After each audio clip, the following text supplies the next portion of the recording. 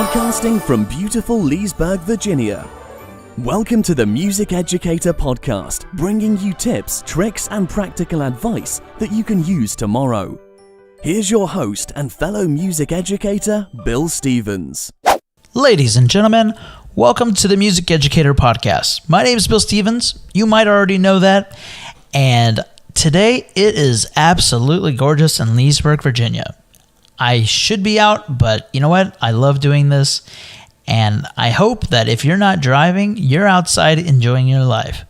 So today we're going to get started with Season 2, Episode 12, and today's topic is First Lesson for the Beginner Trumpet Player. Let's get started. Many band directors extend their employment beyond the classroom to the private studio. Often in a private studio, you are teaching all levels of musician. In this podcast, we will identify a recommended 30-minute first-time trumpet lesson for a beginner. Teaching components include creating student rapport, dealing with cases, identifying the parts of the trumpet, learning the trumpet embouchure, and developing quality trumpet tone. Start every lesson with a friendly greeting. As the educator, you want the student to feel comfortable working with you in an enclosed room. Be sure to create a good rapport by establishing some common interest.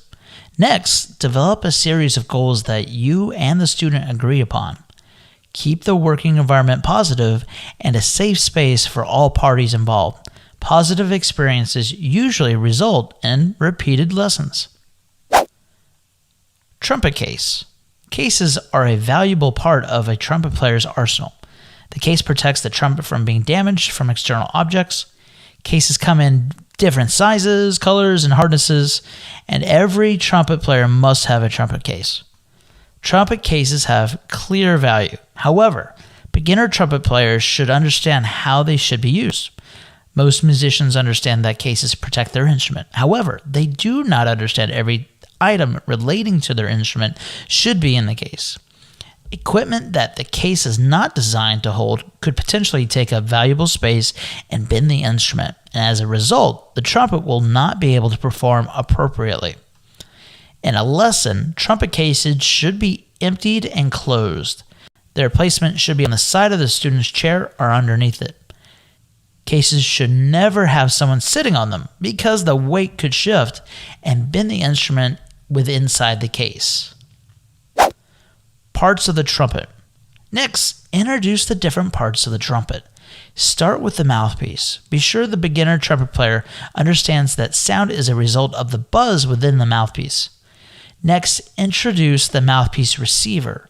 Insert the mouthpiece into the instrument. The mouthpiece receiver connects to the lead pipe, which sends the vibrating airstream through the rest of the trumpet. The lead pipe and the main tuning side connect to the trumpet's valves, and these valves, in addition to the mouthpiece, enable the horn to change notes. The valves push air through extra tubing and allow the trumpet player to play notes beyond the natural overtone series. The top valve cap is part of the valve system. This part is where the trumpet players can comfortably press the valves for activation and help keep them aligned. Sequentially, the finger rings are the parts of the trumpet. Knowing how to use these can set an amateur apart from the professional trumpet player. The three rings include pinky ring, first valve ring, and third valve ring. Continuing along the length of the trumpet, at its end is the bell. The bell is where the air and the vibrations come out of the instrument.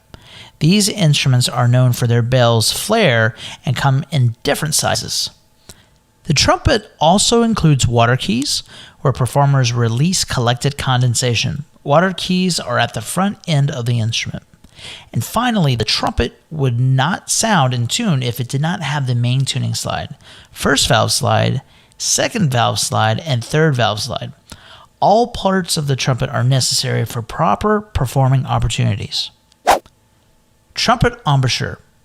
To learn the trumpet embouchure, start with the mouthpiece first. Start by saying the letter M. When the M vibrates to an sound, stop. Hold this position with the lips and blow through the lips, creating a buzzing sound. At first, this lip position may seem odd, but will feel more natural with additional practice. Beginner trumpet players will need to understand that this is the basic lip position in trumpet embouchure when playing the trumpet. Trumpet tone. Next, the teacher needs to discuss with the beginner trumpet player about how to create a sound and why a quality tone is so important. Ask the student what they know about creating a quality tone. Typically, beginners won't understand much. Any explanation should be kept simple and emphasize that air is necessary to create an excellent trumpet tone.